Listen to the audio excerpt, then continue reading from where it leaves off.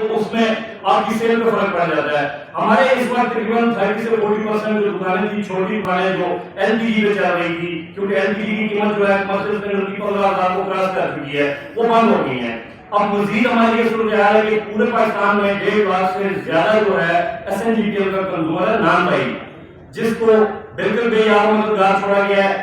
اور پچھلی حکومت میں ہمارا ٹیرر بڑھایا گیا تھا اور خان صاحب کے دور میں ہم نے پروٹیسٹ کیا، اس کے بعد انہوں نے ہمیں بڑا اچھا ریلیف دیا جو ریزنیبل ریلیف تھا، اور اس حکومت نے آپ روٹی بھی 10 روپے کی اور نان 12 روپے کے دے رہے تھے.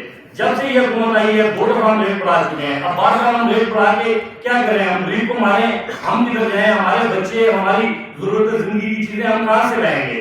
خدا را ہم یہ کہہ رہے ہیں کہ 13 پارٹیوں کی جو گورنمنٹ ہے، ہم تو یہ سمجھ رہے تھے کہ بڑے تجربہ کار لوگ ہیں، 13 پارٹیوں کے لوگ ہیں، مکس اپ بنا ہوا ہے، کافی تجربہ کار لوگ ہیں. یہ ان کا کون سا تجربہ ہے؟ مہنگائی کرنے میں ان کا تجربہ ہے، کیسز ختم کرنے میں ان کا تجربہ ہے. خدا را غریب عوام کا خیال کریں، غریبوں کے منہ سے نوارا نہ چھینیں. ہم یہ چاہتے ہیں کہ ہمیں جو ہماری بنیادی چیزیں وہ سستی دی جائیں، آٹا ہمیں سستا دیا جائے. ابھی گندم کا جو سرکاری ریٹ وہ 3,000 روپے ہے، اس کے حساب سے دیکھا جائے تو ہمارے جو آٹے کی بوری ہے 85 کے جی یا 79 کے جی کی، اس کی کاسٹ بنتی ہے 6,000 6,500، وہ ہمیں 9,000 9,500 میں مل رہی ہے. انتظامیہ خاموش ہے، ضلعی انتظامیہ سے بات کرتے ہیں وہ خاموش ہے، وہ کہتے ہیں ریٹ بڑھا دیں.